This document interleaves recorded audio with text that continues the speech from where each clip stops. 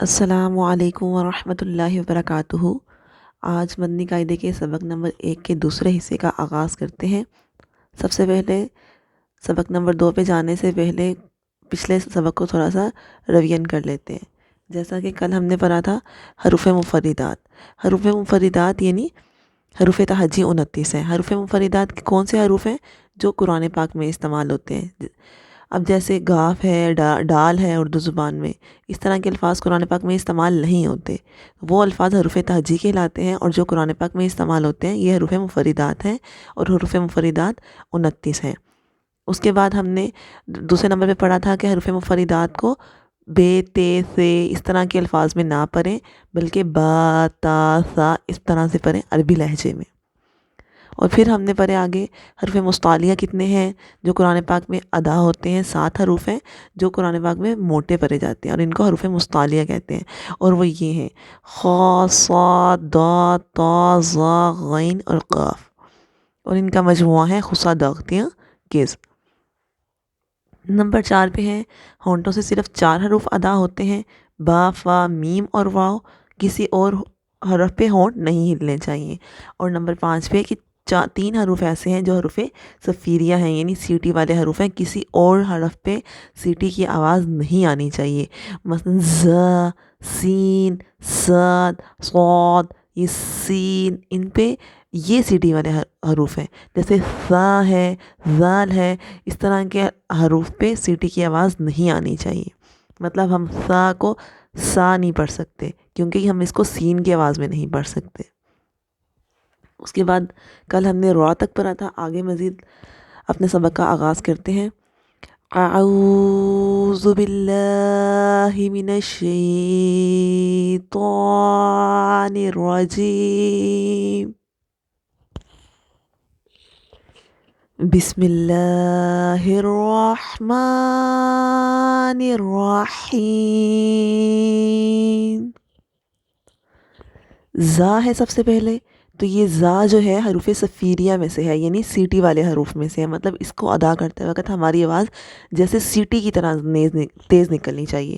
تو اس کو پڑھیں گے زا، پہلے ز، اس طرح کی آواز ہماری آئے، اپنے دونوں دانتوں کو جوڑ کے تو ز کی آواز نکالیں گے۔ اس کے بعد آگے الف ہے، تو الف جو ہے ہمارا، ہم نے دیکھنا ہے کہ الف کا مطلب ہے کہ ہمارے ہاتھ کی ایک بند ہوئی انگلی کو کھولنے میں جتنا وقت لگتا ہے وہ ایک الف کی لمبائی کی مقدار کا اندازہ ہے۔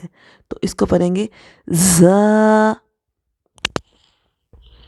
نیکسٹ ہے ہمارے پاس سین، تو سین کو بھی ایسے ہی پڑھیں گے سیٹی کی آواز کی طرح، کہ پہلے 4 انگلیوں پہ ہماری سی کی آواز نکلے، کیونکہ اس کے اوپر مد ہے تو اس کی مقدار 5 انگلیوں کی ہے، اور لاسٹ پہ ہماری نون کی آواز نکلے۔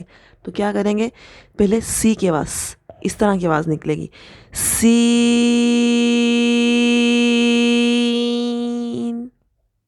پہلے سی کی آواز کو 4 انگلیوں تک لمبا کیا، اور پھر لاسٹ پہ نون کی آواز، جب 5ویں انگلی کو کھولا تو نون کی آواز۔ پھر آگے وہی شین ہے، شین کے اوپر بھی مد ہے، تو ہم شی کی آواز اس طرح نکالنی ہے جیسے جیم کی نکالی تھی، کہ زبان کے درمیان اور اوپر کے تالوں کے درمیان کو ملائیں گے تو شین کی آواز نکل آئے گی۔ لیکن شین کی آواز نکالتے وقت خیال کرنا ہے کہ ناک میں آواز نہیں جانی چاہیے پہلی 4 انگلیوں پہ، کہ ہمارے ہاتھ کی 5 انگلیاں بند ہیں تو ہم آرام سے مناسب مقدار میں، یہ نہیں کہ بہت انتظار کر کے، نہیں، نارمل سے ہم جیسے اپنی 4 انگلیوں کو کھولیں گے ایک ایک کر کے تو ہماری شی کی آواز ہو جائے گی، اور لاسٹ پہ جب اپنی انگلی کو کھولیں گے تو وہ نون کی آواز ہو جائے گی۔ شین کو پڑھتے ہیں شین،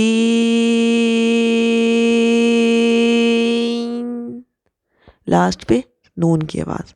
آگے صاد ہے، تو صاد کا ہم نے دیکھنا ہے کہ اس کے اوپر مد ہے تو اس کی مقدار بھی 5 انگلیوں کی ہے، اور آگے دال ہے، تو آپ یہ چیز ذہن میں رکھنی ہے کہ جب بھی دال کے اوپر یہ جزم آئے گی، یہ چھوٹی سی جو اوپر پیش نما بنی ہوئی ہے کھلی پیش، اس کو جزم بولتے ہیں۔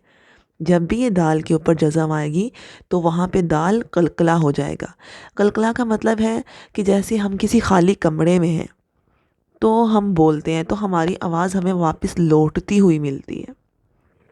اس کو ہم نے ساکن کر کے ادھ کر کے نہیں پڑھنا، صاد کر کے نہیں پڑھنا، ہم اس کو قلقلہ کر کے پڑھیں گے کہ ہماری دال کی آواز ہمیں واپس لوٹتی ہوئی آئے، اور لاسٹ پہ نرمی سے یہ جو دال ہے اس کو نرمی سے ادا کرنا ہے، کیونکہ اوپر ہم نے دال کو نرمی سے پڑھا تھا۔ آپ پچھلی ویڈیو میں دیکھیں گے تو آپ کو دال پڑھنے کا طریقہ بھی مل جائے گا۔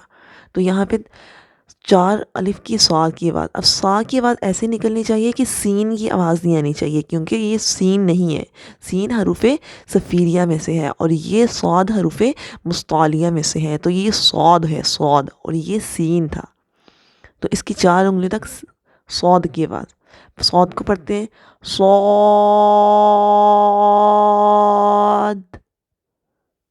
لاسٹ پہ بہت نرمی سے دال کی آواز، کہ دال کی آواز ایسے جیسے ہمیں واپس لوٹتی ہوئی ملے۔ آگے داد کی آواز اسی طرح ہی، یہ بھی حروف مستعلیہ میں سے ہے، اور اس کو بھی ہم پور پڑھیں گے، پورے یعنی موٹا پڑھیں گے۔ تو پہلی 4 انگلیوں پہ دو کی آواز، اب یہ دو کی آواز میں اور دال کی آواز میں جو لاسٹ پہ آ رہا ہے اس میں فرق ہونا چاہیے، یہ دو ہے اور یہ دال ہے، دا۔ اگر ہم اس کو لام نہیں بھی پڑھتے اور اس کا دال نہیں بھی پڑھتے ہیں تو اس کی آواز میں فرق ہونا چاہیے، یہ دا اور یہ دو، تو ان کی آواز میں فرق آ گیا، کیونکہ یہ حرف مستعلیہ ہے، موٹا ہے، اور اس کو دال کو ہم نرمی سے پڑھ رہے ہیں۔ داد پڑھتے ہیں داد،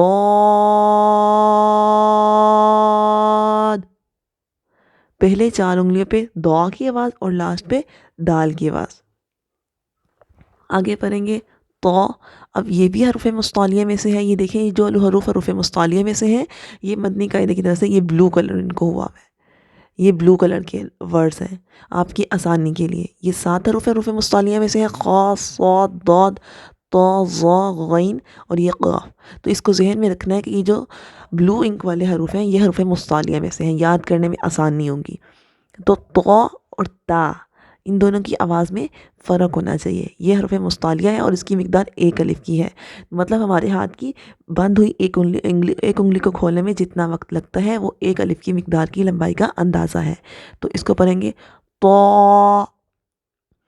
آگے ظا ہے، اب یہ ظا اور یہ ذال، ان کی اور یہ زا، ان تینوں کی آواز میں فرق ہونا چاہیے، یہ حرف مستعلیہ ہے ظا، یہ زا حروف صفیریہ ہے اور یہ ذال نرمی سے پڑھنے والا ذال ہے۔ تو اس کو پڑھیں گے حروف مستعلیہ کو پورا آواز میں ظا، اور اس کی مقدار 1 الف کی ہے، اس کو زیادہ لمبا نہیں کرنا، 2 الف تک نہیں لے کے جانا کہ ہم کسی لفظ کو ایسے پڑھ رہے ہوں کہ 2 الف 3 الف کی آواز آ رہی ہو تو ہم سمجھ رہے ہوں 1 الف کی آواز ہے۔ ہمارے ہاتھ کی بند ہوئی انگلی جو نارمل سے کھلے گی وہ 1 الف کی مقدار کی لمبائی ہے، جیسے ظا، بس۔ آگے عین ہے، عین میں اور حمزہ میں اور الف کی آواز میں فرق آنا چاہیے، اگر ہم الف کو حمزہ پڑھیں گے تو آ اور آ تو یہ حلق سے آواز آئے گی، تو اس کی آواز میں فرق آئے گا، اور اس کے اوپر مد ہے تو اس کی لمبائی بھی 5 انگلیوں کی ہوگی، 4 انگلیوں تک عین کی آواز اور لاسٹ پہ نون کی آواز۔ اب عین ہے تو یہ ہمارا حلق کے درمیان والے حصے سے ادا ہوتا ہے، الف حلق کے نیچے والے حصے سے تھا اور یہ عین حلق کے درمیان والے حصے سے۔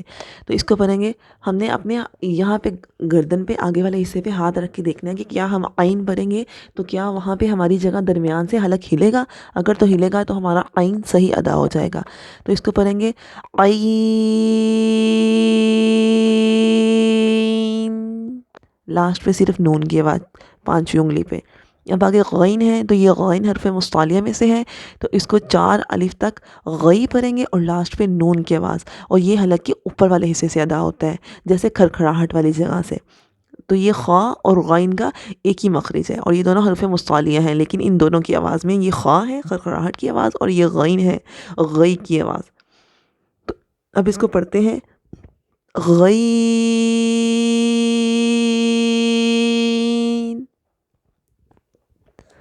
آگے ہے فا، فا جو ہے بڑی نرمی سے ادا ہوگا اور یہ ہونٹوں سے نکلنے والا حرف ہے۔ فا کا مخرج ہے کہ اوپر والے دانتوں کے کنارے اور نیچے والے ہونٹ کے تری والے حصے سے، یہ ہونٹوں سے ادا ہونے والا حرف ہے۔